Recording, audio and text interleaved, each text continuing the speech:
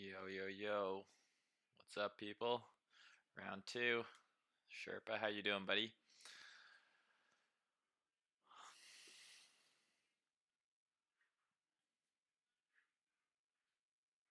Can anyone hear me? Testing, testing. What's happening? Round two for some of you.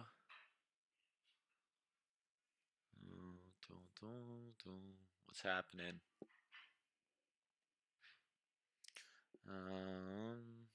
Where else can I just spam this link? So many fucking discords. All right. How's everyone doing today? Doing good?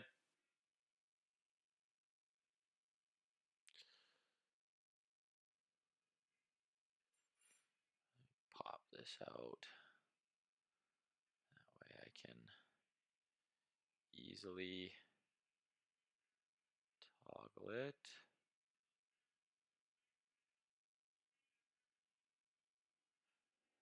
Volume is the volume low? Normally the volume is too high, so I never know. I never know if I'm yelling too much. Oh crud, there will be rants, my friend. There will be rants galore. That's what I do best. I'm thinking of starting a podcast where I just rant about shit. I'm gonna call it Grinds My Gears. I think it's an original idea. Traders are high, volume is low.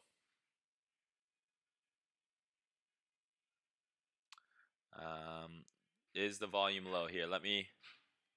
Is that better? Is that better? Let me know if that's better. My last video I did, people said my volume was too low, so can't please them all. Or it was too high, sorry. Said I was yelling at them, so I had to ratchet it down. We're just gonna give it to 5 minutes here, let a few more people join, and then we're just gonna hop into it, alright?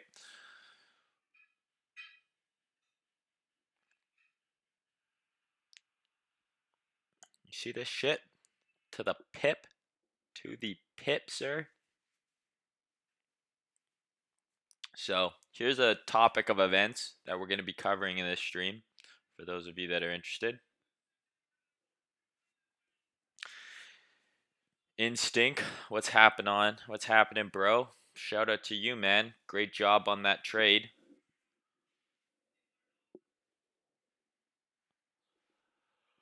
I'm pretty sure I saw you crush BTC and ETH, right?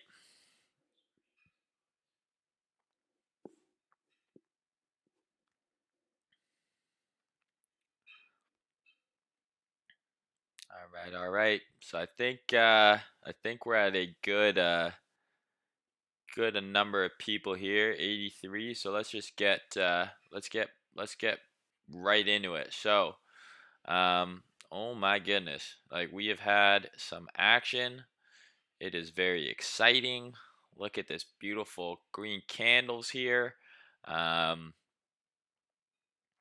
things are looking good. For the corn right now and the crypto markets in general.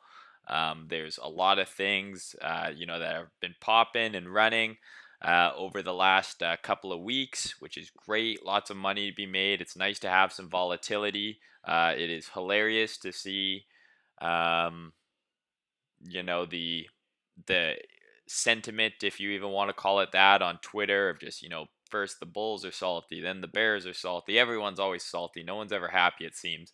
And the only reason I feel like people on Twitter, for the most part, aren't happy is because most of them aren't making any money. No one who's making money is fucking salty and pissed off all the time, I promise. So it's funny to see. It's almost as entertaining as actual charts. It's just watching CT and watching people freak out. And I already had, I can't even count how many people I muted today who were just like commenting like, "Oh, wrecked," because I like opened a short at 3,500. It's like, oh no, I lost 2%. I'm fucking ruined. So fun to see. So I mean, that's going to be kind of the first topic I want to talk about. I mean, I guess I'll go over to the levels I'm watching for Bitcoin first. And then we can talk a little bit about the saltiness that I told you shows that you see are going around. And I'm not trying to point fingers at anyone, in particular, being like, oh, this person did that or this person did. um,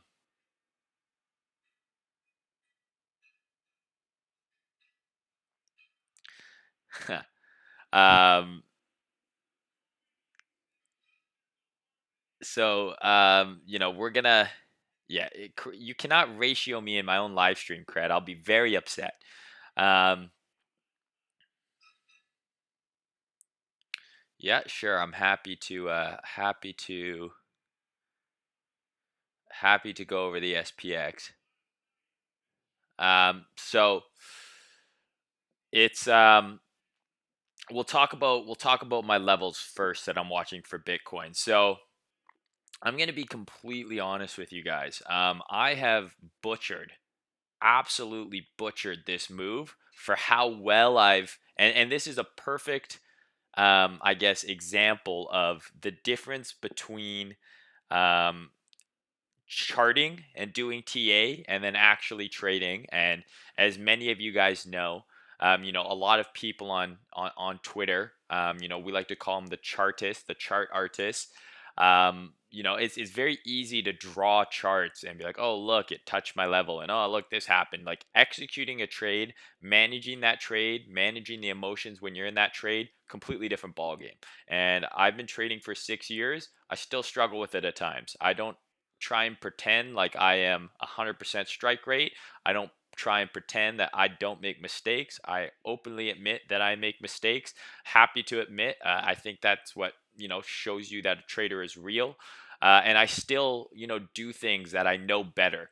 I know better than I should have done, and I end up fucking it up, and it fucking happens. At the end of the day, as long as you're managing your risk, no mistake you make should be so big that you're fucking liquidating your entire account. I mean, you should never liquidate your entire account because you should have a stop in place. But at the end of the day, like no mistake should cost you more than a few percent if you're a trader, right? If you're an investor and you longed your entire net worth, in Bitcoin at 6,000 and then didn't sell any until 3,000 and then now it's back at 4,000, like that's a pretty fucking big mistake. I understand. But that's, stupidity. There's no risk management there. You still need risk management, even if you're just like, hey, I'm investing in crypto. I want to buy when it's cheap for the next bull run or whatever. You still got to have risk management in place. Like if you bought ETH at $1,000, after it topped and it started going down, at what point are you wrong? Like if you're saying, oh, ETH's going to 2 grand, you're not a trader. You just bought spot ETH at $1,000. You bought one of them, let's say, or two, or 10, whatever. You bought them at 1,000. You have to have a point where you're wrong, and you reassess. And if it goes down to 800 and you're still holding, then 600, you're still holding, you're 400, you're still holding. That's your own fucking fault, man. Risk management has to be, used in everything. And so I sent out a tweet a few days ago, or a couple, maybe it was a week or so ago, and even longer. It was about, most of you, would be better off buying spot at these levels, potentially lower, and even higher, and just kind of averaging into crypto, Bitcoin, Ripple, whatever your fucking, coins of choice are. You'd be better off and you'd get a better price trying to do that rather than trying to snipe the bottom. The amount of people who longed and bought all of their spot here, very small. The amount of people who longed and bought all of their spot here, very small, right? Like even the people who you see bragging online today about like catching this trade, it's like that's awesome, but right, like it's not like they bought their entire spot stack there, right? Maybe they just longed it with 3% of their account, right? What if their account's only $1,000? You know what I mean? So like take everything with a grain of salt, but so in my opinion, I guess like I stand by it. I think averaging into cryptos, below 4K is just cheap, and even maybe a little higher. Because if you buy one Bitcoin at 4,000 and then we drop to 2,000, right? Like, yeah, you're gonna be pissed, but if you buy another one at 2,000, your average price is $3,000. That's not bad, right? So I mean, even if we go to $1,500, like that crazy target, everyone's like 1,800, we'll never go there. If you averaged in at 3K and we end up going to 1,800 and you just buy some more down there, your average price is going to be somewhere in the twos, and I guarantee you'll be pretty happy with that if that is the actual low. Or if 3,000's the low and you buy some at 4,000 and it goes to 3,500 and you buy some more, right? Like the key there is to buy at logical high time frame levels, right? Don't rush it. And by that, I mean, don't just like pile. If you have $10,000 to invest, don't invest all $10,000 at once. Be okay with putting in, 1,000, 2,000, and then waiting, and then putting in a little more. And maybe some of your buys are going to be higher, some of them are going to be lower, but you're probably going to get a better average cost doing that than you are trying to snipe the bottom and ending up missing it and watching price run away from you for $1,000 and be like, oh fuck.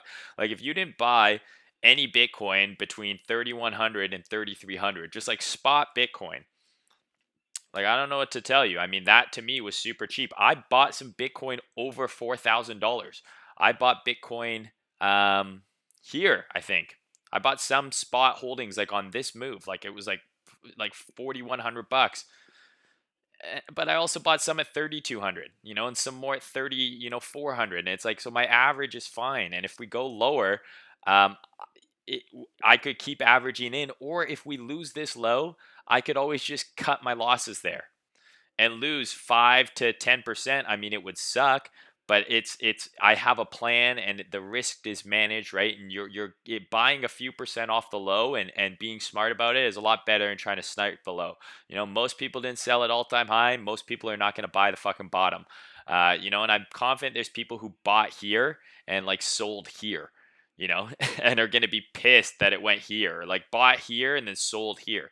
It fucking happens. I mean, the bigger point, I guess, is just to like fucking chill, move a little slower, focus on the higher time frames. Like I will openly admit, I properly charted, and trade and at least entered a Bitcoin long at 33.80 and an ETH long at like $102. I had the setup, I posted it on Twitter, and I just butchered the management of the trade. My ETH long, I exited way too early. And my Bitcoin long, I exited super early as well because I was in my own head. I was staring at the low time frames, right? So my setup on Bitcoin was a swing failure pattern on the daily, and then I just bought it and I put my stop. Oops, what the fuck? Um, I put my stop here and I bought it at like 33.80 or something like that on this next day, like near the top of the daily candle, not even the best buy. And then what happened was too much in my own head, too much thinking, right? Bought, saw this happen, cut my trade at a small loss, woke up the next day to this. Was I upset? Like, yeah. Exact same thing on ETH. I charted it. ETH, I held for a little bit. I think I exited at like 115 or something. So at least I made some money on it. And then I relonged it again in the 120s. But I had a long setup, posted on Twitter, in Discord, everywhere. Here, longed it. Perfect setup. Completely exited my position. I think at like there's a weekly level here. I think it's I exited into this order block here. I exit at like the EQ. And like then now look where we are, right? And I made a post yesterday, I think, right, about traders. If you're a trader or an investor, I mean, regardless, like you have to be able to look at the markets objectively. And I like I hate the term bull and bear because I feel like people don't understand it. Um, like and let it control their decision making. They're like, I'm a bear, so I'm only looking for shorts. I'm going to short every single fucking rally. I'm going to try and fade every up move. And it's like that's worked for the past year or longer, right? But you have to be able to objectively look at price action and be like, we look like we're going up right now. Price is bullish. I'm going to look for longs now. Like and I'll, I have almost 40,000 followers on Twitter now. Humble brag. But inevitable that I have people post under my charts like, oh, you were a bear yesterday, or you were shorting this, or you were longing that. Now you're flip flopping. It's like that's how fucking trading works. Like when it goes up, I look for longs. When it's going down, I look for shorts. And if you were stuck in this bearish, like we're going to $1,800 mindset, like, and I mean, personally, I could be completely wrong. I still think that we're gonna go down. Uh, Maybe I'm wrong at the end of the day. I don't really care. I'm prepared either way. I do think that we're either going to form a lower high and then sweep some lows again. And maybe we don't see 1800, but I think we'll see, mid to low 3000s again on Bitcoin.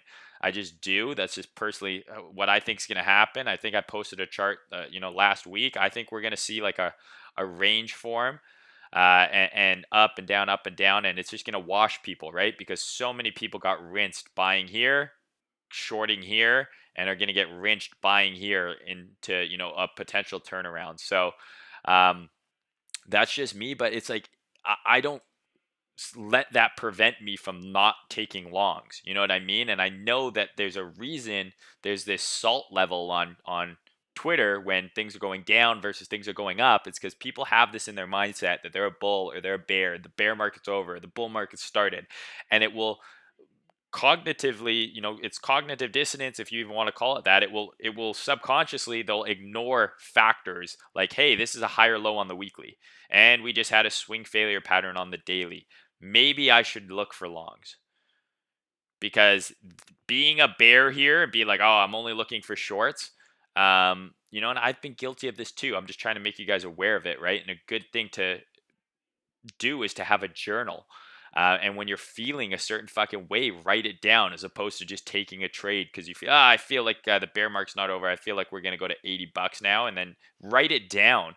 And more often than not, I bet you'll be amazed when you write down that you're feeling like FOMO to get into a trade, or you're feeling like, oh, overly bearish at a support level, a high time frame support level. You'll save yourself money by writing down, oh, I'm bearish right now on ETH because this, that, and the other thing, and then only to come back and see that it rocketed up, right? Like it happens like that a lot. When I was on the precipice of becoming consistent in trading, this sounds weird, but I was always like perfectly wrong. I would have all of this analysis done, and then I would just get this feeling. I'd be like, oh, I want a long.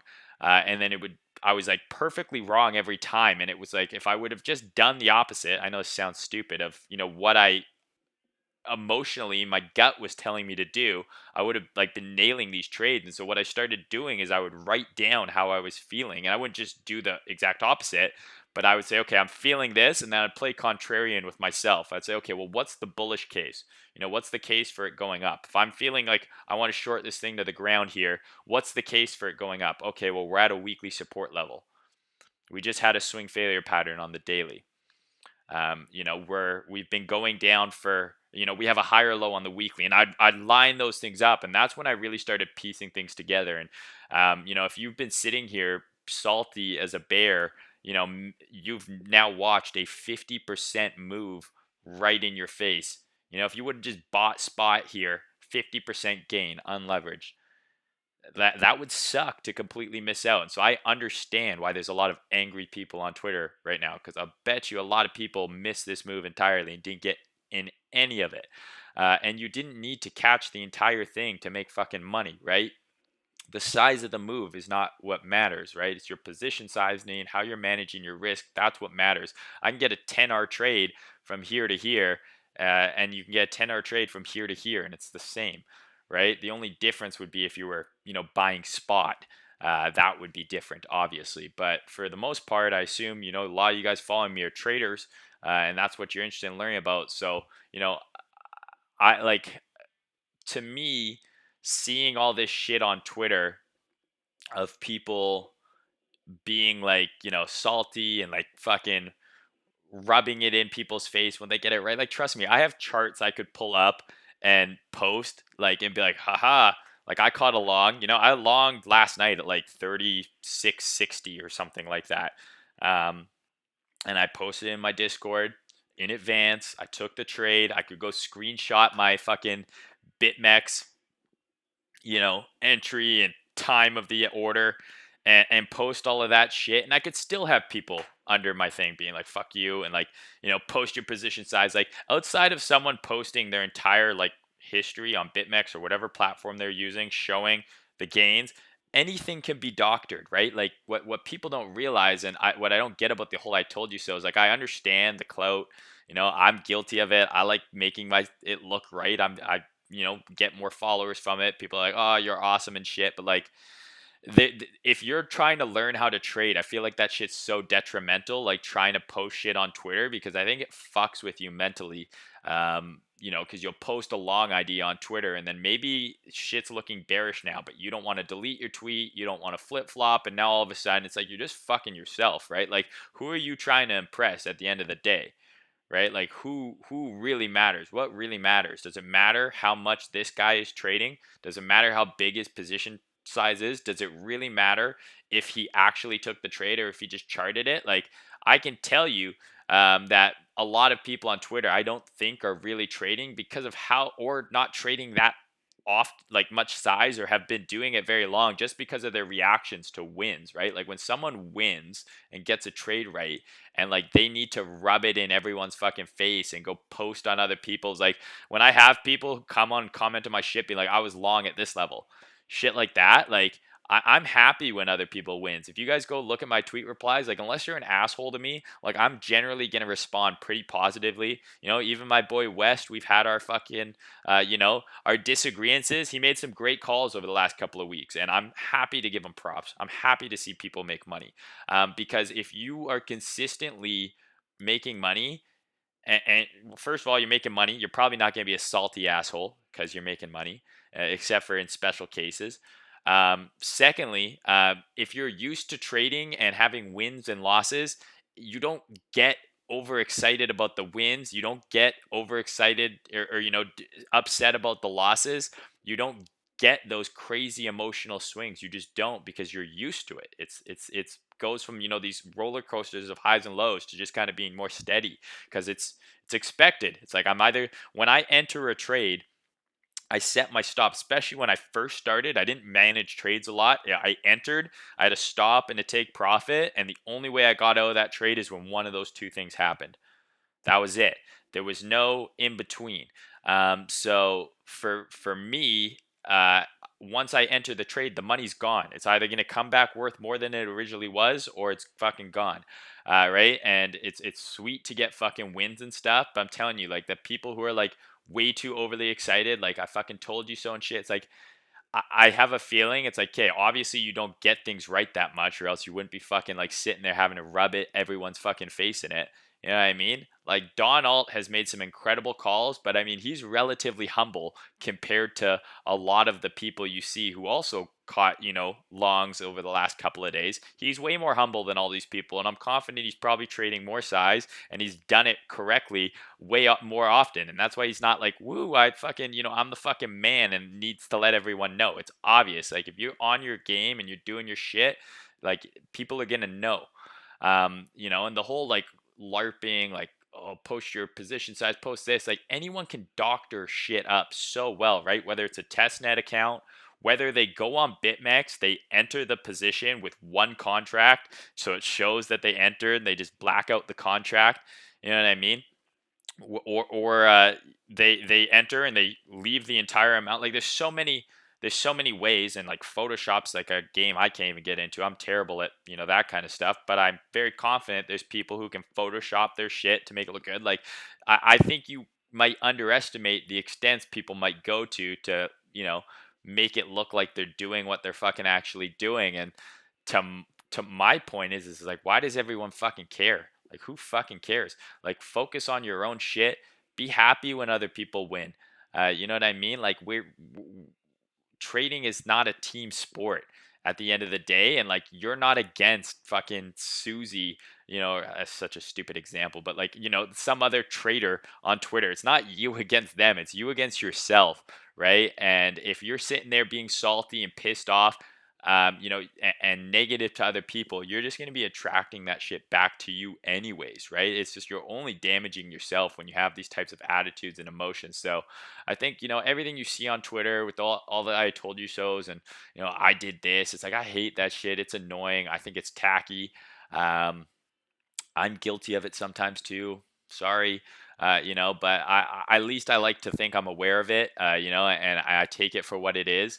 Um, it's not a fucking competition with anyone but yourself. And I'm telling you, I think a lot more of you guys will be, a lot happier and more successful if you just focus on being stoked, being positive about yourself, your own trading, other people. It's going to make your whole life experience, not just on Twitter, way better. So, with that rant being out of the way, let's talk about, um, what's going on in the fucking markets.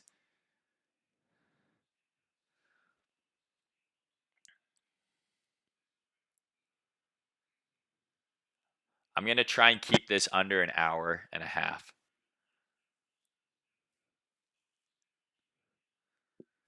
Yo, what up, Goo?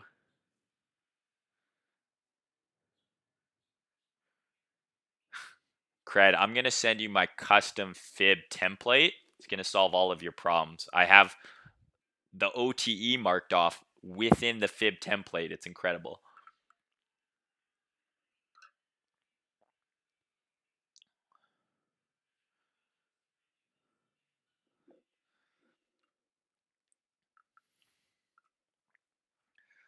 Um,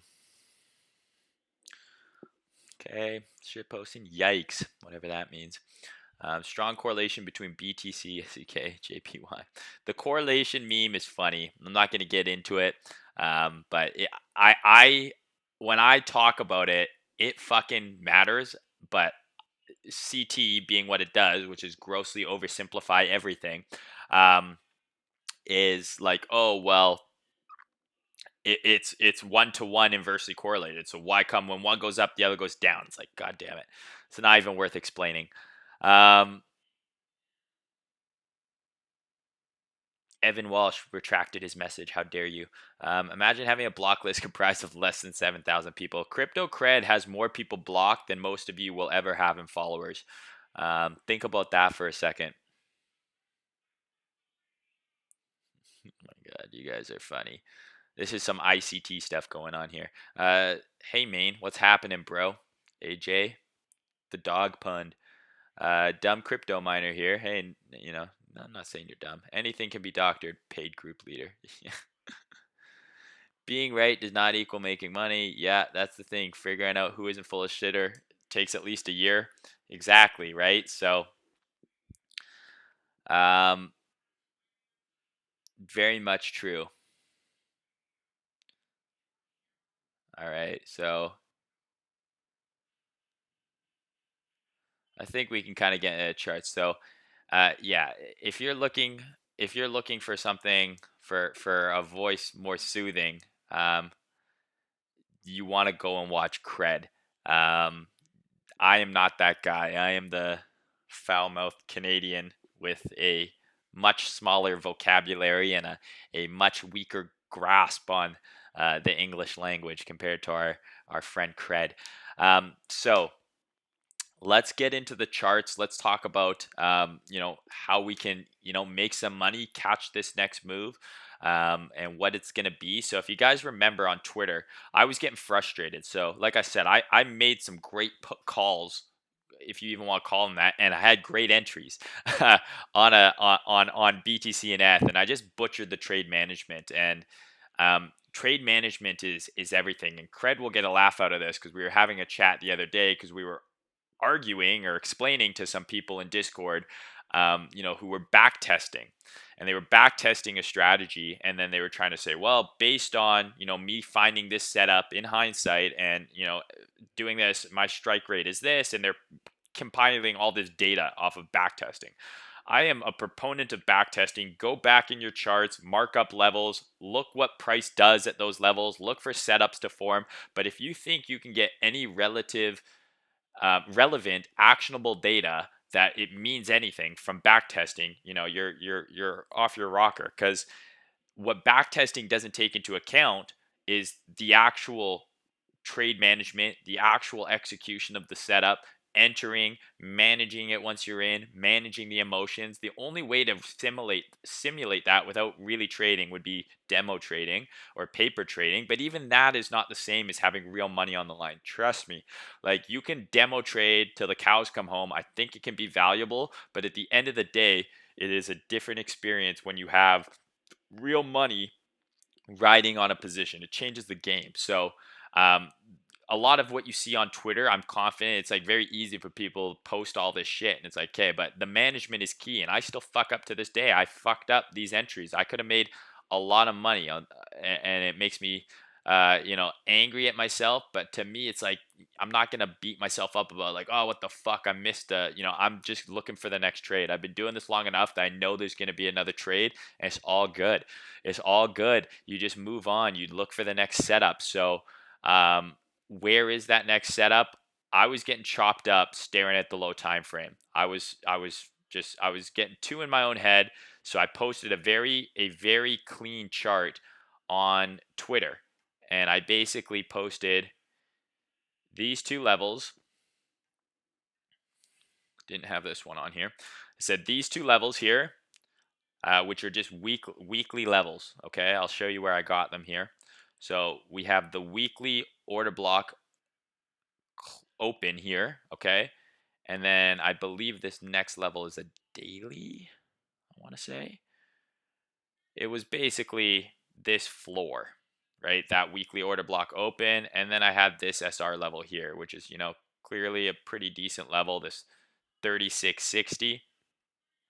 The other level of interest, I guess, could be the yearly open. You could have played it off the yearly open as well, because it basically formed a range with the weekly order block here. But I was getting, and this was just a deviation of the range, return of the range. Now we're broke out, right? But I was getting chopped up. And so I'm going to delete this for now. I just had these two levels marked, and I just put an arrow saying above here, we're going to here, below here, we're going to here. Simple as that. And I was like, I'm not entering a trade, because once I got chopped up here, I managed to long in this consolidation, but I took off like half of the position before we break out because I was staring at this. I was updating and reanalyzing too much, right? My original trade, after I fucked up this entry, I entered, if you guys remember, I had 35.30 and 35.60 as like a red zone on my charts. I said, this is a buy until it's not. And then you cut your longs if we break below here. That was my thesis for the trade, the premise. And it was correct, but I still managed to fuck myself up because I was just staring at the 1 hour and it was just like, oh, why are we not, pumping yet? We sweat the lows. Why is it not going? And I ended up cutting like 50% of my trade on like one of these spikes, and I fucked it up. I could have done way better, but I was staring at the low time frame. My original idea was this. I posted this, I believe, on Twitter as well. I was like, we swept this low.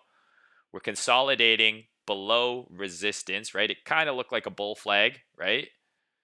It didn't look great. It was starting to look like distribution. I didn't like how long it was taking, but once you have a stop hunt like this, your risk is defined, right? So my long setup was an entry at like 34, I don't know, 50 or 35, fuck off, like 35.50 or something. And I got in some longs on these lows being swept. My risk is now defined, right? I put my stop here, and the setup was fine. The risk is defined. The idea is now that these lows have been swept, in theory, right, price should not come back below them. If it does, my idea is invalidated. My red zone would have broken, right? And I would have cut my longs. I even posted on Twitter that is what I was going to do, but I managed to fuck it up and close a portion of my trade early because I was fucking over analyzing and overthinking it. If I would have just stuck with the 8-hour time frame, okay, we had the sweep of the lows. I entered some longs. My stop is in. My target is here. Target 1 here and then target 2 being up here. I would have had a killer trade. But I mismanaged it and I was staring at the low time frame too much. And I fudded myself out of a portion of my position, and it fucking happens. So once that had happened, I was like, okay, fuck this. I'm not interested in anything until one of these levels breaks. So what I did is I set an alarm right before here at 36.50. Some people were asking me, like, why don't you use a buy stop? Well, the perfect reason why you don't use a buy stop is because you get triggered on the entry here, and then you probably get stopped out here, right? So I didn't do a buy stop. I set alarms. Usually, I like to enter crypto trades live. I don't usually do a ton of limit orders. And part of the reason why is most major moves that have happened in the last 3 to 4 months, based on the time zone I'm in, the Los Angeles time zone, PST, happen in the middle of the night for me, 2, 3 a.m. So I don't really, knowing crypto, like I don't always feel comfortable like with an order executing and me waking up, 6 hours later and being like, what the fuck has happened? Only find myself stopped out instantly or I could have done it better. So I like to set alarms and I have them plugged into a really loud speaker that wakes me up. It's terrible for my sleep, but gains, bro. Um, so I had an alarm here, went off this night, didn't do anything, and then it went off again last night. And as soon as we tagged, it went off here, didn't do anything, right? Because I woke up. This is a 15-minute chart, right? We instantly retraced. Came here, it tagged my level. All I did was mark out this swing high. I basically ignored this wick. This was my level of interest, right? And it was right on top of my level. We went through it. I didn't just buy. I waited for the first pullback and I longed it. I put my stop right below here, which is basically the order block that led to this move up, or the low that led to the move up, right? And then I bought the retrace, and then I targeted right here and I took off 50% of my trade, and I am still holding, I believe, 25%, but we're going to go to my next chart after this, and I'll show you why I'm hedging where I am, and it looks like we're going to have some sort of a pullback here. So I was able to get in a trade. It was like a 3 or 4 hour trade. So even though I missed this entire fucking move from down here, where I originally was long, my risk reward, I believe, on this would have been way better, right? But I would have taken some off here, and I would have taken more off probably here. But I mean, overall, this would have been the ideal entry, but I still was able to get a, 3 or 4 hour trade just from here to here. And I missed this entire move. Like, anyone who trades Forex will tell you, right? Like, when you see a swing, like, you're to buy here, right? And let's say this is going to retrace now, and to sell here, it's like, it's so unlikely. But if I can catch like 50 to 60, even 70% of the swing, like, you're super happy with that. So that was kind of my logic for that trade I got into. And now we're entering my zone that I posted a couple weeks ago when we had this first, oh, you son of a bitch. We had this first impulse move. I posted this. I said, this is where I am going to look to short, hedge any longs. So in my instance, hedging longs from here. For many of you, hedging potentially longs from down here. If you're not taking profit here, I would say it's not a terrible idea, because this is the first, significant weekly resistance we're now seeing, right? There's no weekly resistance here. There's no weekly resistance till here. So basically what I've done is I've marked this order block here, okay? And I've marked the open of this order block as well, which happens to be a very nice SR level, right? Support there, and that's resistance, resistance. We broke through, we broke below. You can see that this is a good level, right? When we broke below this level, huge dump, right? When we got below this level, huge dump. So to me, these are good levels here. Again, you want to start with SR, then focus on your blocks and shit later. Like, I get so many people asking me, hey, is this order block good? And I get so many DMs, and the charts are like, they're like this. It's like, this is an order block, and then they have another order block within it, and then another one, and then another one, and they've got them all labeled. And I'm like, how do you fucking trade that, right? Like, even this is starting to get a little too busy for me, but I'll delete this. It will make it a little less noisy. This is just that weekly order block that has caused this move up, right? So if you go back into my old streams, I always talked about this. Like, I didn't love what price was doing down here, but the bullish argument was we're forming a higher low on the weekly. But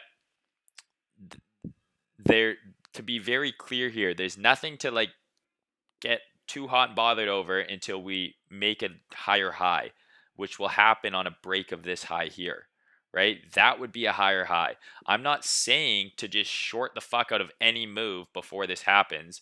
If right now you should be longing, we just broke major resistance. Like, you should be looking for longs right now on pullbacks. Because on the low time frame, we're in an uptrend, right? Like, unless you're trading this on the weekly, right? This is an uptrend. It's a weird, like a fucking goofy looking one. It's classic Bitcoin uptrend, right?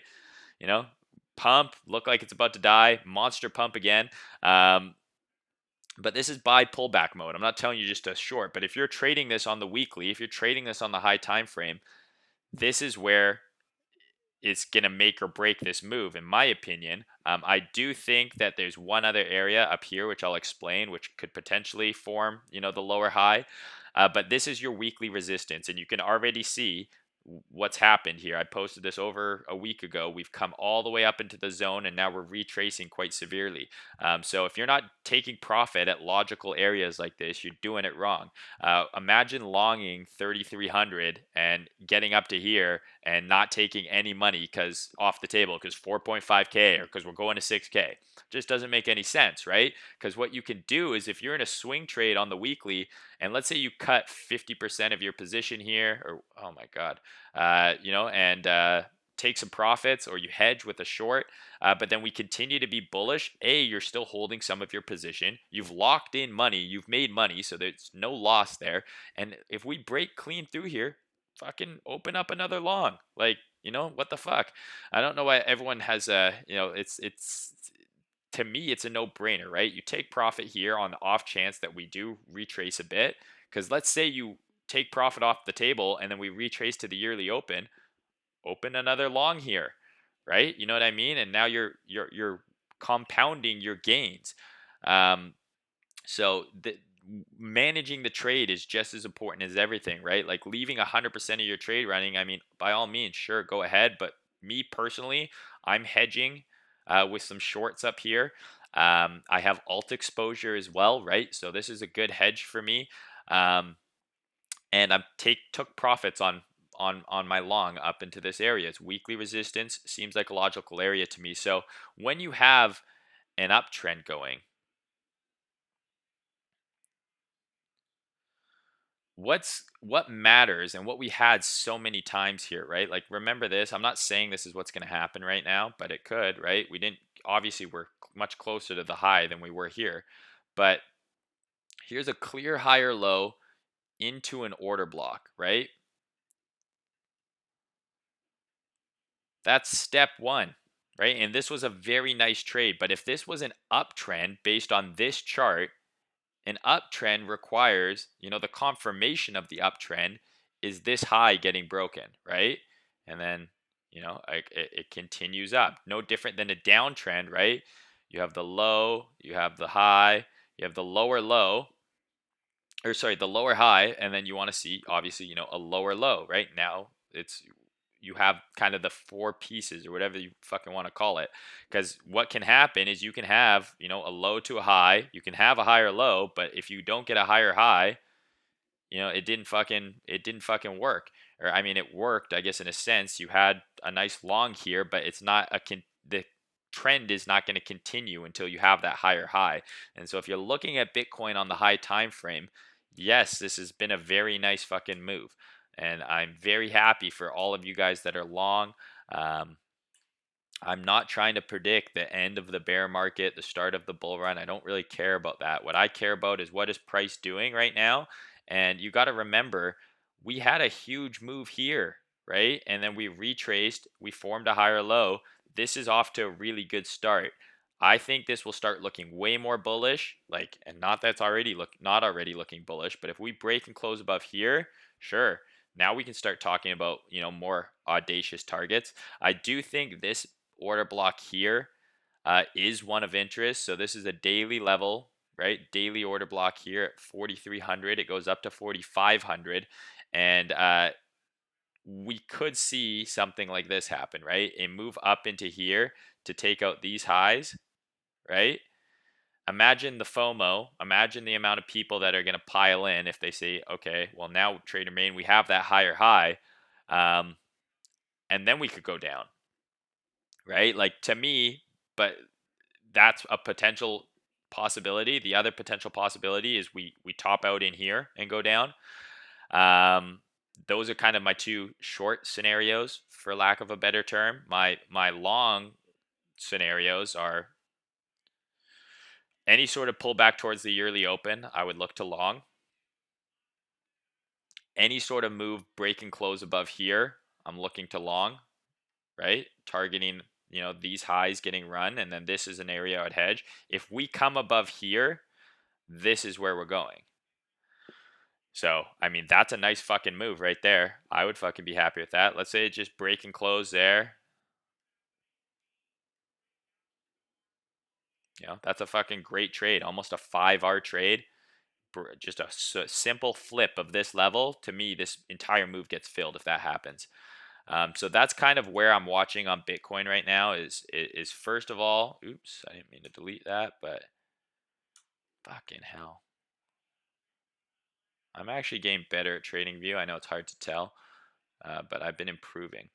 That's kind of my thoughts. Hedging here, clearly that was a good idea already, as we've already pulled back $100. On the highest time frame, if we break and close above here, that looks really bullish to me. Like I like that daily block, right? But I mean, at the end of the day, uh, this is the weekly high right here at like 4,200 or whatever. So if we make a higher high here, I mean, I don't see any reason not to open a big long here. That's kind of my high time frame thoughts. So, if we come through here, awesome. Your hedges, if you're short, they get stopped out, but your longs are in more profit, right? That's why you do hedging. And is the bear market over? I mean, people forget. It's like, okay, how long were we here? Right? So imagine, we come up here. Do you really think that this level is going to just not be resistance now, right? Like what if we came up here and then nuke back down? So just play what's happening with price. We're in resistance right now. Be smart about it. Here, we were at support, and I fucked up the trade myself. I'll happily admit that, even though I spotted it. We were in this weekly order block. You look for buys there. You don't look for shorts there. We're now in a bearish weekly order block. You hedge your bets. You look for potential shorts there. It's as simple as that, and that's kind of what I'm looking at. Overall, the market looks good. I mean, this is an uptrend, so I'm looking, even on the daily, right? There's your swing high that's broken. You have a low, a high, a higher low. So any sort of pullback into this level, I would look to long for another move up. I would not be surprised if we came back here. I also wouldn't be surprised if we just kind of did one of these, if it's like kind of a similar idea here, right? Just some sort of a little dribble below. But if we consolidate under this level, I do think that we will break it. In my opinion, I think consolidating under here is bullish in my eyes. Consolidating under the resistance. What would be bearish is if we reject really hard. I would still try and long here, but if we reject really hard from there and then get below the yearly open again, I really wouldn't want to see that. But yeah, looks good. Hopefully everything I said there made sense. I talked for a long time here without checking the chat, so.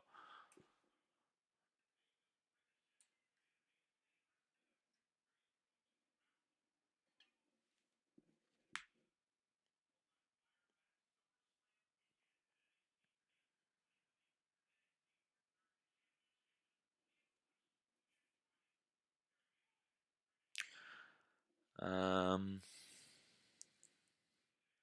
yeah, cred doesn't say fuck nearly enough.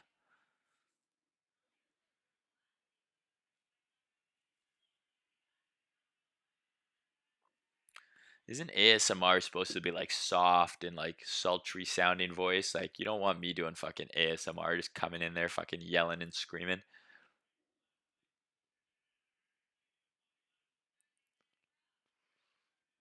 There you go. I like that explanation there, Serpa.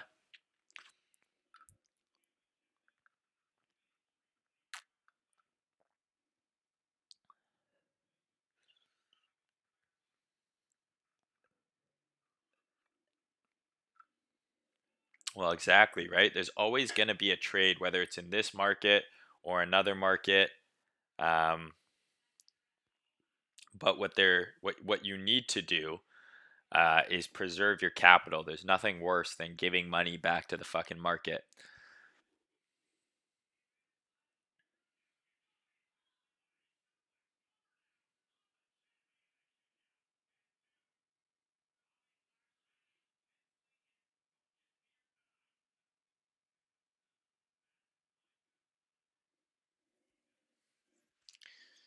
Yeah, this fucking happens. Sometimes you're not gonna get that nice pullback that you want. It happens all the time. I had another trade idea to trade a pullback on the yearly open. I was like, if the yearly open flips support, I would buy it. I mean, unless you were literally watching on the 15-minute chart, even then, it's like you would have had to just execute and pull trigger right away, right? So, um, it's tough, but you don't always get that pullback. But if you're patient, you generally will get the entry that you want, right?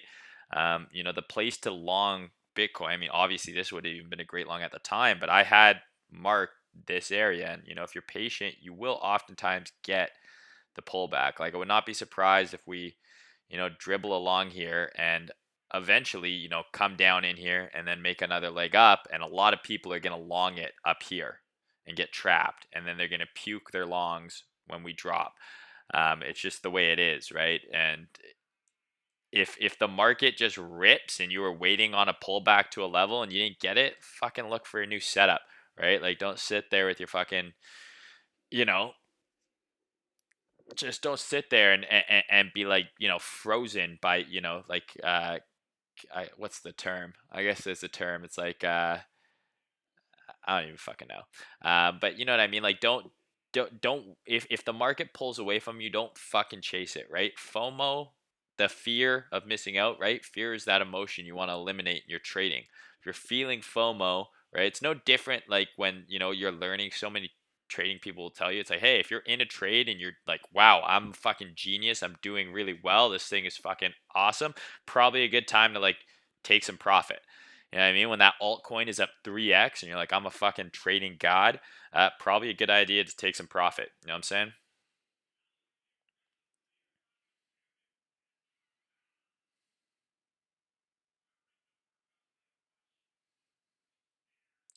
Yeah, TradingView has alarms.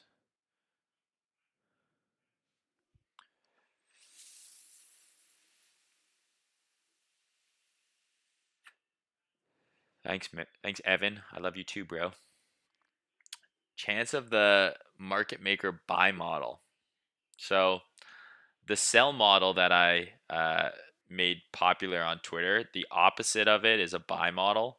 That definitely looks like what happened here, right? That thing I do with the boxes that I was always posting the entire bear market on every fucking move up. Like, here's one, right? So, what it is, the essence of it is you're looking for price to basically pump into a key level. And so, in this instance, we had, I believe, on the weekly.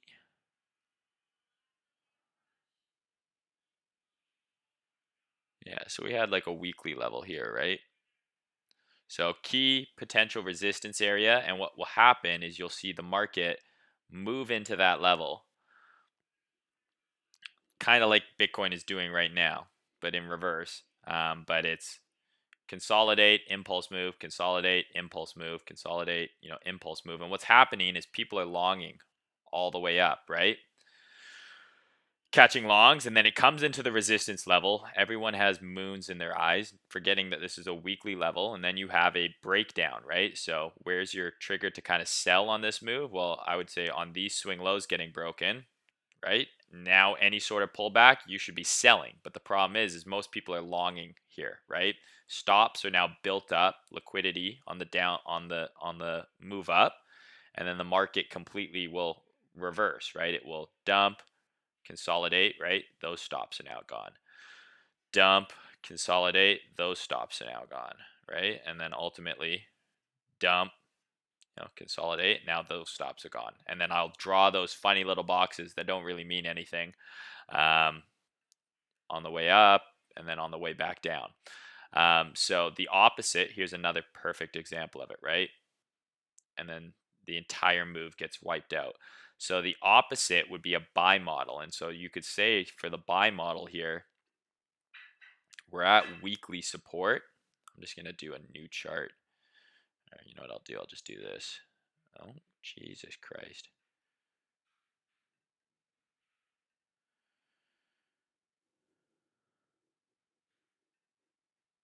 Right? So on the weekly, here's your key level, right?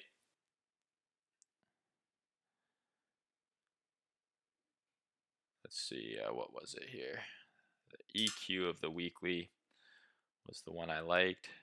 So 3380, let's say, is your key SR level. Close enough. And what you'll see, it's not as clean on this, right? But is consolidate, dump, right? Consolidate, dump, comes into the weekly level. And now we want to see basically it reverse, meaning these stops would eventually get taken out, right? You could draw your little market maker boxes. You know, it only works if you draw the fucking institutional market maker boxes on it. If you don't have the market maker institutional EBITDA boxes, the strike rate of this working is much lower. But that would be the flip side of it. But you just draw a falling wedge. I don't know what you're talking about. Waffles or pancakes? I am a waffles guy. I don't fuck with patterns, JF airplane, and I'll tell you why. What is what is a wedge? So, like what is this? I saw a lot of people, right? Like they're like, "Oh, well this is obviously an ascending triangle." Right? And they're like, it's your see it's an ascending triangle, which is a bullish consolidation, right? To me, what is a fucking trend line, right? What is a trend line? I think in horizontals, but I mean, I don't need a pennant. I don't need a fucking wedge. I don't need a triangle to tell me that this, right, is higher lows, right? And then you have a higher high here. And now we obviously have, or a high here. And you now have obviously a higher high, right? I don't need to draw a wedge to say that and be like, oh, well, this is normally a bullish. It's like, it's a fucking uptrend. Like when people draw a trend line, I'm always like so confused. They're like, oh, well, clearly the trend line, worked. Like trend lines work really well. I can't even draw them probably. Trend lines work really well in hindsight, right? And be like, oh, well, look, like that lower high formed right at the trend line. It's like, okay, well, I just see lower highs, and I'm more interested in saying where are those lower highs going to form based on horizontal price levels. And to me, it's like, okay, well, this makes a lot more sense. A lower high forming there, right? A lower high forming there. Lower high forming there. I don't need a descending trend line. I shorted almost every one of these publicly on Twitter and drew those market maker models on it this entire move. And it was from these lines, not from a trend line, not from a shape. All of your shapes. What is an inverse head and shoulders meme, right? What is an Adam and Eve meme? All of it is describing price action, right? Like in a head and shoulders pattern, like if you want to call this a head and shoulders, right? There's your shoulder, there's your head, there's your shoulder. It's like, okay, and now it's going to break out when it breaks the neckline. It's like, I don't fucking need to know. All I know is that we just had a high form, a higher high form, sorry. Then we had a low form. And now here, to me, the bearish or the bullish argument here is invalidated earlier than the head and shoulders, right? Like instead of shorting when the neckline breaks, to me, it's like, well, when you lose this low, I'm now looking for shorts here. So fuck your thing, right? Like you don't need a pattern to tell you that this is a potential short setup if you just try and have a better understanding of price action, right? this is looks like a reversal is happening. And so what are you looking for? I want to see a bearish break in market structure. Here, low, high, you're still bullish. Higher low. Once you lose the higher low, now you could start looking for shorts. What do you have here? Another lower high, a lower low. That also gets broken, right? Another low, lower high, that also gets broken. So you're looking for shorts now. I don't need a inverse head and shoulders to tell me that, right? Or a wedge or any sort of Adam and Eve fucking cup and handle bullshit. It's like, what do you mean? It's just a higher low. An Adam and Eve pattern is just a higher low, right? People are like, oh, this is Adam, right? And this is Eve. It's like, okay, what I see is a low, a high, and a higher low. So now I want to see this break for it to be a continued uptrend, not for confirmation of the Adam and Eve. I don't give a fuck.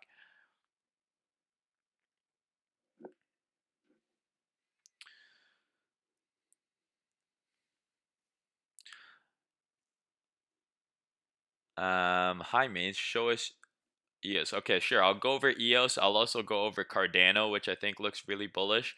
Um, OB, your primary way of charting, or other methods, ICT, Cliff-Lowry methods. So I would consider myself a price action trader. I use order blocks, sure. I think order blocks and supply and demand are very similar, if not basically the same thing. I like price action, so I like drawing horizontal support and resistance levels. I like using ranges, and I like using blocks to find my setups. Um, so that's the type of trader I am. I don't try and limit myself to, I only do this. I don't use patterns and I don't use any indicators. Occasionally I'll throw volume on. Occasionally if I'm trading FX, I'll use moving averages on the very high time frame to just kind of help me determine my high time frame bias. But for the most part, not really interested in anything other than that. That's what works for me. If something else works for you, more power to you. I'm not trying to convert anyone. This is just works for me. I could show you exactly how I trade, and you could watch me live stream my trading. I could tell you all my little tips, and you may never be able to do it, right? No two people trade the exact same. It's got to be, kind of a collage of things that you take from various mentors and places and put together into something that makes sense for you. And the only way it's going to make sense for you is by you spending time in the charts, making it work for you. That's why I think signal services are stupid. I don't like the idea of signals because if I, went away tomorrow and deleted my Twitter, I was about to say if I get hit by a bus, but that's kind of obscenely morbid. Um, Knock on wood, obviously. But if I were to delete my Twitter tomorrow and be like, fuck this, I don't want any sort of, any sort of presence on crypto Twitter or Twitter, and you were following me for signals and then I'm gone, what are you going to do now, right? You're just going to have to follow the next guy. It's much better to learn how to trade yourself and be self-sufficient, right? Teach a man a fish, that whole fucking saying, give a man a fish, feed him for a day, teach him a fish, you feed him for, until there's no fish left because global warming and pollution and shit.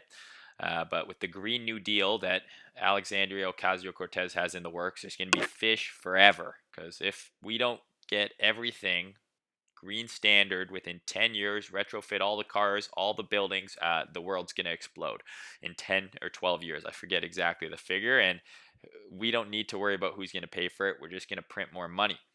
I'm not even American. I think it's hilarious.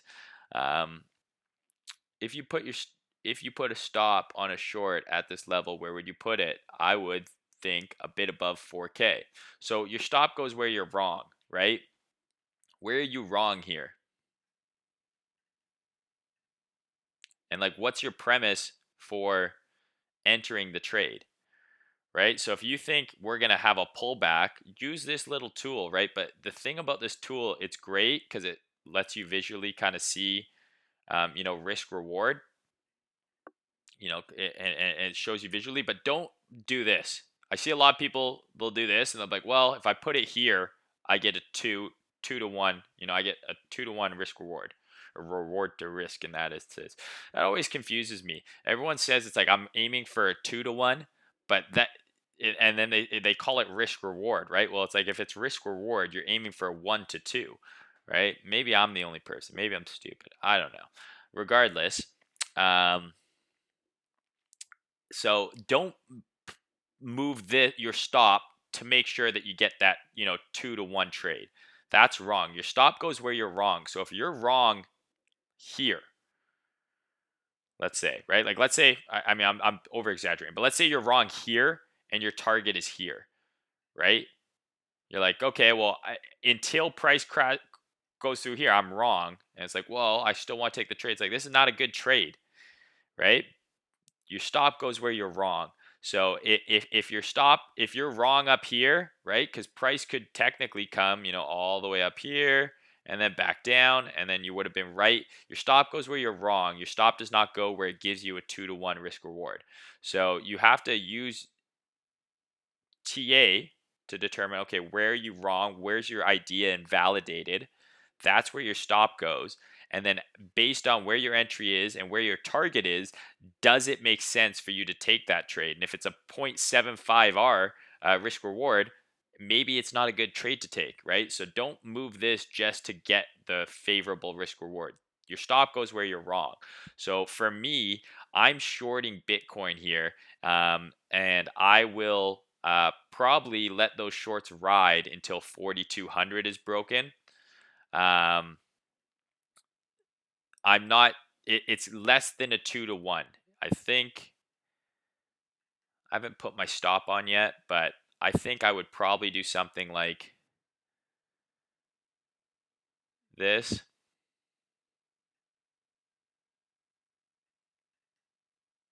This is kind of the general idea, right? But you got to remember, I started taking some. This is an oversimplification, right? I took some shorts here. I took some more here, and if we go up higher, I will short more, right? So if you were just taking a flat out short on this level, I would say this swing high probably is where I would put my stop. Like if you're like, hey, I'm just shorting this for a pullback, but the RR is favorable on the lower time frame, right? So if you think this move is done here and you want to get a tighter risk reward, okay, well, I could wait for more price action to develop, right? Or you could say, okay, well, now this swing high is in. Wait for the risk to be defined for you, right? Okay, well, now I think this high has been swept. If we come down below here, below this low, I'm going to short it, right? Now you have a defined risk level, right? You can put your stop here. Your target is here. That's definitely easily a 2-to-1. For me, since this is me spotting alt exposure, hedging against alt exposure, hedging against the fact that I own Bitcoin, I'm not looking for like a 5R trade here. I'm just making sure that I have some, I guess, what would be the fucking word here? Exposure to potential downside, right? So after making a nice trade, I want that. But I mean, if we come above here, I'm likely going to be cutting any sort of shorts I take in here. Hopefully that makes sense. But your stop goes where you're wrong. Your stop does not go where it gives you the 2-to-1 R, right? That's why it's nice here, right? Once we had this sweep of lows, your risk is now defined, right? I don't think we should come back down here now because we've swept these lows. So if I'm entering here, my stop goes here because if we come down below these lows, my idea is wrong. Simple as that. And if my stop being here and my target only being here didn't give me a good risk reward ratio, it's a trade you probably shouldn't take. Jesus. 3 questions. One on gold. What's your position on gold poll? 1,600 or 1,000 first. What do you think about Kaz's gold Armageddon call? Does he look at macro? 3, can you chat gold? Sure. So, for those of you that have been following me a long time, I longed gold in November at 1180, or in that area, like on this pullback. So right around 1,200, I think, is where I got my position in. And I posted this one on Twitter, that I was longing gold on this pullback into this level here. So I posted this on Twitter. I said, I'm longing the fuck out of gold on this pullback, and my final target is way up here. this secret eye. And the reason it's going to go there, outside of it being, equal highs and liquidity and all that stuff, the high time frame draw on price, the reason it's going to go here is because I have the eye here. So when you put the eye here, it means that's where price is going to go. The other thing you could do to make sure that it goes there is you can get the magnet. This is another banger. See, I put the magnet here, right? Now the magnet in the eye, for sure going to go there, okay? So that's where my target is from my trade that I took here. Is up here. I scaled some off at this weekly level that our friend Cred pointed out for me. It's the crypto Cred interweek bank delivery resistance, and it provided nice resistance for 3 weeks. And I took some profit off here, and this is my final target, and I think we are going to go there. So my levels I'm watching on gold are here. We've been in this range. After breaking through this level, we consolidated under here. We've now clean break and close above that weekly order block. These are my levels here. If we lose 1325, I do think that we will come down to here where you could open a long for continuation. But I'm still very bullish on this until we get to my target. I think it could go even higher than my target. But any sort of pullback, I think you're in long territory. To me, this is a long right now on a pullback. And if we don't pull back to there and we just continue to nuke, a pullback to here would be another opportunity to long. Personally, if we lose 1325, 1315 is where I expect it to go, and I would take a long position there if on like an intraday basis or intraday. What's the fucking difference? Interday, internet, intranet. I think intra is, within the day. So that's where I would do that. So this is my target on gold. As for 1600 versus, and it's because of the eye again. As to Kaz's Armageddon post, I haven't seen it. So I no longer am able to follow Kaz. He blocked me, which is unfortunate. We had a falling out, but it is what it is. So I don't know what his chat is. I do know that he's very good at calling macro moves. So if he thinks gold is going to 1,000 and Armageddon, I wouldn't discount it. But personally, I'm bullish on gold till at least here. If he thinks it's going to go to $1,000, I mean, what's going to happen first? Right? Like, to me, if we break this high and we close above it, right, 1600 is the next level, right? That's the level where I got 1600 from. Because to me, if we come above here, which is basically, I'm just going to delete my stuff for a minute here, right? Here's your high time frame block, right? And then you have basically, an SR level right here. That's, if we come above here, clear out these highs into this order block, we could see it come down. If we lose this low, yeah, sure. I mean, I know we're talking about crazy prices here. We're on the monthly chart, but to me, 14, this level, right? If we come through this level and we close strongly above it, I see no reason why this doesn't get filled up into here. So I'm not trying to make a call yet. I will exit my position here and I will wait to see what happens. But I mean, you got to remember, this is months in the making just to get to here. So if we're going to 1,000 or we're going to 1,600, that could be years away. So I'm not really in the market. This is the longest I've ever held a trade, is this gold trade. And I don't really like being in trades this long. It's not my thing.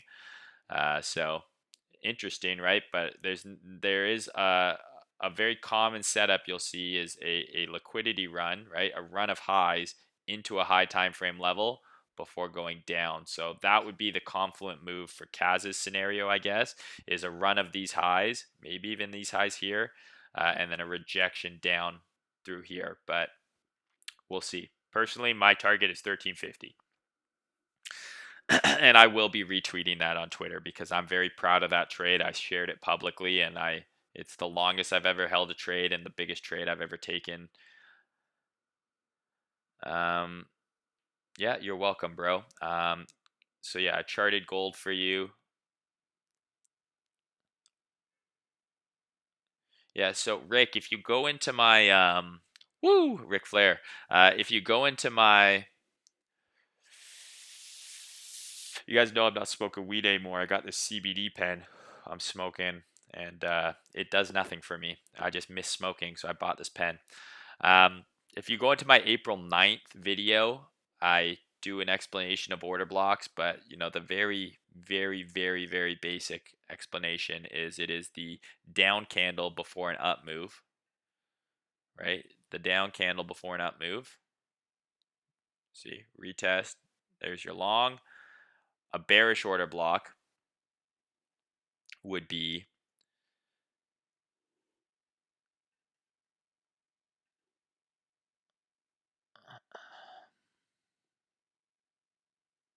um,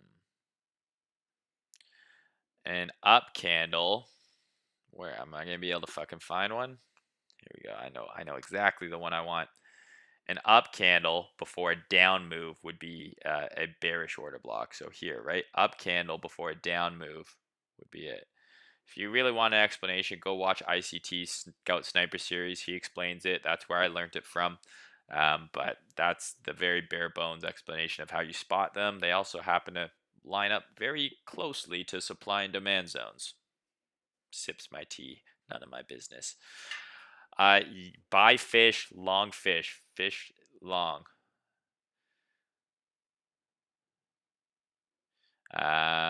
Octavius, I think you're the best, bro. I want your fucking taxes, bro. You worked really hard, and I want some of that fucking money. Okay? I don't think that you deserve to be super rich. I could go on for days. I'm slightly red pilled when it comes to um, politics. My opinion is when I was like, I have a picture of me in 2008 when I was 18 years old and I was wearing an Obama shirt, and I was in university. Like, I was a liberal. I was like, fuck yeah, man, smoke weed, legalize it, fucking tax the rich, fucking this. First of all, I was ill informed. I didn't know shit about politics, and it seemed like supporting Obama was the cool thing to do. And I just didn't know any better. And I think as you get older, I'm almost 30 now, um, you become more conservative just naturally. You don't want to pay a lot of taxes because you're usually earning more when you're closer to 30 than you are when you're closer to 20. So you're like, oh fuck, my taxes are a lot higher under this liberal government than they were under the conservative one. I don't even know how to define myself politically, but like I'm very social, or I'm very liberal on, like, certain social, things. Like I think if women want to have abortions, fucking have at her. Like it's none of my fucking business uh what you're doing. I do already think the world is overpopulated, so I don't, I think it's not a bad thing to be able to have that option. It's none of my fucking business. Same thing with like gay marriage. It's like, why is the government involved in marriage at all? Like, if you want to marry your fucking shoe, do it, but like, don't force me to fucking, like, have to like deal with it. You know what I mean? Like, just do you, man. I think that less government is a good thing, I guess. But I just think, Alexandria Ocasio Cortez is just, I don't think she's a smart person. Um, and like a lot of the stuff she says, she sounds like a teenage girl. So like, and she like plays dumb a lot. And I'm amazed that like people take her seriously. But the media is so jaded. If you're watching CNN versus Fox, I just think it's a whole shit show. I look at America and I feel sorry for you guys when it comes to political things. But I'm conservative leaning on a lot of things, right? But yeah, I don't like Justin Trudeau. I think Justin Trudeau is a fucking is a fucking twat. He's a puff, man. The man sits with his legs crossed. I don't trust him. There you go. That'll be my slogan: a moose in every garage and a fucking poutine in every pot. When looking for lower lows and higher highs, do you use candle bodies or wicks for confirmation? Good question. So personally, it depends. And I know that's like a nothing answer, but I think that you can use either. I'm messing up my beautiful charts for you guys. Very disappointing. Um, it depends on the wick, right? Like to me, I usually will use the wick, but it's just kind of like a feel for me, right? Like if the where's a good example? Like for me, this is what matters here, not this, if that makes sense. Here, for example, this is the swing high that mattered, right? And like we broke the bodies there, but not the wick. So in that instance, I'm using the wick. In this instance, I don't care about the wick. And I know that's kind of like a shitty nothing answer, but like it's just kind of a practice thing, Like I've been doing it for a long enough time that I know what I'm looking for. If I see some crazy huge wick, I'll generally ignore it, um, because I just kind of write it off as like, okay, well, that's not, a normal thing. That was clearly a stop run or something like that. Like in this instance, right? Like we technically broke the candle bodies here, but to me, that's not a higher high, right? You know what I mean? Here we broke the candle bodies, but this is like a swing failure pattern, right? So to me, this low held. Where's an example where like we wicked above, but I wouldn't care? Like here. Um, hmm, where's an example? Yeah, like this wick, right? I ignore this wick completely, right? This is the swing high I'm watching. So I guess if you want to have a way to do it, either way works. I know great traders who use the wicks. I know great traders who use the candle bodies. For me, it's kind of a feel thing. I've been doing it long enough that I'm like, okay, if this level breaks, that's my break in market structure. I don't really care when this wick breaks. I'm going to enter when this level breaks. But I think if you're learning and you're new and you want something simple, just pick one and use that every time. And don't be afraid to ignore like really crazy wicks like this one. Ignore those. But like if you want to do wicks, use wicks and stick with that so you have consistency. But I think after a while, you just get a gauge for it. Like to me, I don't care about when this low breaks. To me, when this floor falls out, that's my break in market structure. I'm zooming in. I'm looking to sell rallies. Hopefully that answers your question. We're losing, guys. Down 83. Oh my god. I'm gonna end this video very soon. We're already getting dangerously close towards an hour and a half, and I got some other shit to do. How are you feeling on Euro USD low time frames? Well, I think we were talking about this in the DMs, right, bro? So I mean, this is the moment of truth.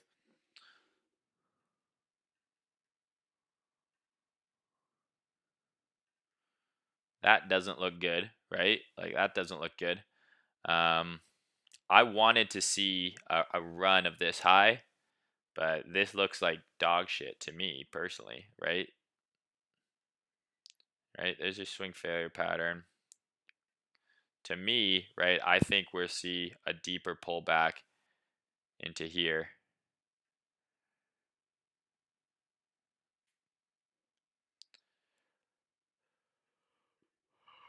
If it's gonna go up from here, excuse me, it's got to get back above this level. Otherwise, I think we'll get a chance to long it a little lower. But I mean, this is a clear, I mean, yeah, like this just looks like shit. Like I wouldn't want to trade this from October to now. This looks like fucking brutal, right? I want to trade in conditions like this on the weekly, right? Very clear uptrend. This is just like a very tight sideways consolidation. I'm not interested in trading that. So personally, I think it looks like it might fall. Like so in this instance, is this the break in market structure here that I would wait for? This wick or this wick? To me, it's just this floor right here, the bottom of this red zone. If we lose that, you open up a short targeting down here. Hopefully you agree, my dude. Flex that shit, bud. Lord knows everyone else does. Yes, sir. There you go. I'm sure when I'm 60, I might want that pension. My goal is to make enough money that I don't need to rely on some fucking pension to pay my bills. My goal is to work my ass off now so I can fucking retire way younger than 60 and just got stacks in the bank, hella cryptos, Dogecoin, just to buy me fucking Miami Vices on a beach in Florida.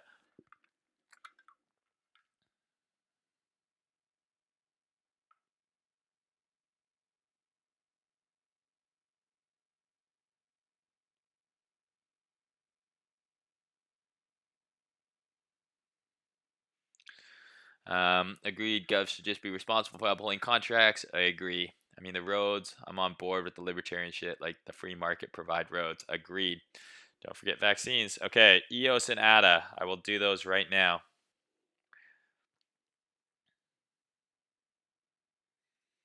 EOS and ADA. Let's do it. So EOS, I did this earlier today. Looks fucking awesome. Oops. Like shorts falling off the map. I imagine longs are going ham.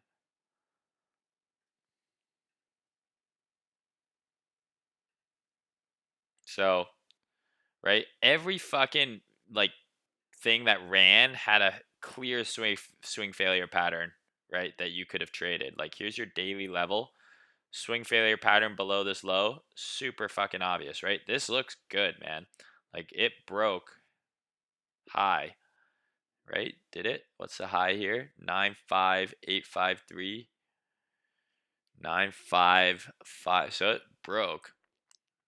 It broke this high. So you're in long pullback mode on ADA, man. ADA could, or sorry, EOS. EOS could run. Here's like literally on the weekly. Here's the first area that I see, right? And that's far as fuck away from where we are, right? So you're in long pullback mode on this motherfucker. If you could get in here, I don't know if you will, but if you could get in here, you long the fucking piss out of that. So this looks really good. If you can get in there, you long the fuck out of it. You might not though. So consolidating, right? Like is there any logical reason it's consolidating here? The 3-day chart I love for altcoins and or for crypto in general. I really like the weekly I use for FX. The 3-day for crypto is really nice, right? There you go, right? So here's your resistance level. So this makes sense to me. Any sort of pullback into this level, right? That weekly block I marked off, look, it just happens to be this high. So any pullback into here would be great, but we might not, right? This is now a support resistance flip right here. So this would be ideal. Might not get that. You might have to just take it from here, right? You might have to long it sooner. But long the pullback mode here, any sort of pullback from this level, which I wouldn't be surprised we see to here or lower, you long it, and then you're targeting here. So definitely a good trade to be had. But again, this thing has left the station in a lot of ways. Clear swing failure pattern on the high time frame. This is where you wanted to get long, obviously in hindsight. But F did the exact same thing, guys. Right? Look at the daily. Basically the exact same trade. Weekly block or the daily block, right? Boom, swing failure pattern right into it. Long it. Bitcoin. Here's your daily block. Swing failure pattern right into the daily block. That was your long. Let's see if we can find another one on Litecoin.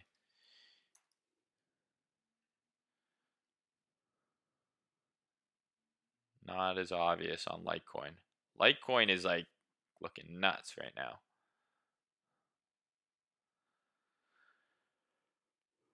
Litecoin is looking nuts. Price can really be like that, right? So this is the high that broke market structure, right? Broke this high, broke market structure, retest, go. Like crypto does that a lot more than people realize. Here's your break of the lows, right? obviously it comes higher, but on this day, it retested that low. Crypto does that shit all the fucking time and offers you plenty of opportunities to fucking long off it. Let's see if it looks better on the BTC pair. Nah, it didn't give you the same swing failure pattern. Right? Consolidated at the high, nuked again. Right? Here's another example, right? Here's your highs here, your SR level. Doesn't quite touch it, but you get the idea, right? Broke these highs, any sort of pullback to this high, you long. Right? And you can apply this on any time frame. Like if you're the daily is in an uptrend and you're like, how can I get in? Right? Well, here's a swing high on the 15-minute. When that breaks, a pullback into that high is where you long it. I really like this. I think this thing is gonna moon. Inverse head and shoulders meme. Fucking retards. To me, this looks really good. Yeah, it just looks like it hasn't run yet, right? Here's your swing failure pattern, I guess. Let's see if it looks on the daily. Right, like here's where I would have liked to have long it, but clear uptrend starting on the daily here, right? The weekly, I mean, fuck this, the 2-week, but the weekly, look, like major upside potential here, right? If we clear these highs, it's going here, right? If we clear these highs, it's going there. So you have a couple resistance levels, but not much, right? There's not much stopping this, right? Like maybe this level here, right? And then like this level here, which is where it's below. But I mean, these are decent size ranges already, right? I mean, just between those two levels is 15%. So I would have liked to have long it there, right? The weekly is starting to look like an uptrend. The daily is in an uptrend, right? So now that we've broken high, you want to see it come back, and any sort of pullback in here, right? Ideally, you want to see this low hold, right? So your risk or whatever, you know, if you're longing a pullback here, you can put your stop here, right? Target 1, target 2, target 3, the fucking moon. You know, and I'll see this. Now you know what's gonna happen.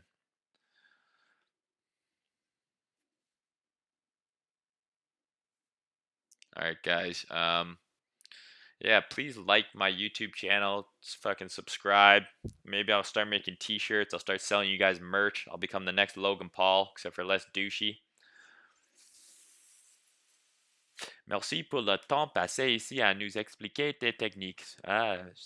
Derrière mon ami, je parle un petit peu de français. Mon français est pas très bien maintenant parce que je ne pratique pas, mais merci beaucoup pour donner moi ton temps, mon ami.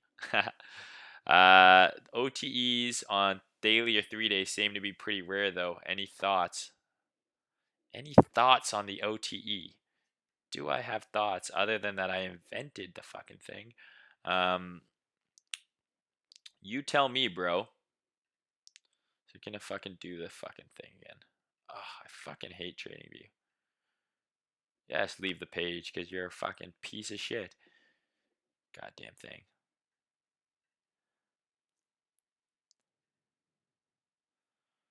Right? Here's a beauty 3-day level. Right? There's your weekly level, right? Everything hinges off SR. If you don't have good SR, your order blocks mean shit. Weekly SR, 3-day order block. The OTE meme is alive and well, my friend. So I don't know what you're talking about. You could basically pull a fib from any level during this bear market and get like an OTE retracement, man.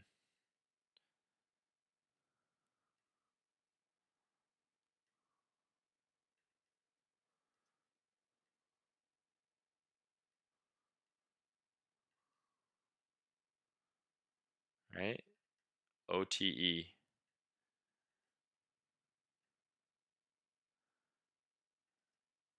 Not quite there. This one for sure, right? This one for sure as well. This, from this high to this low, pew, pew, pew. So I wouldn't say it's rare. I'd say it's super common. Um,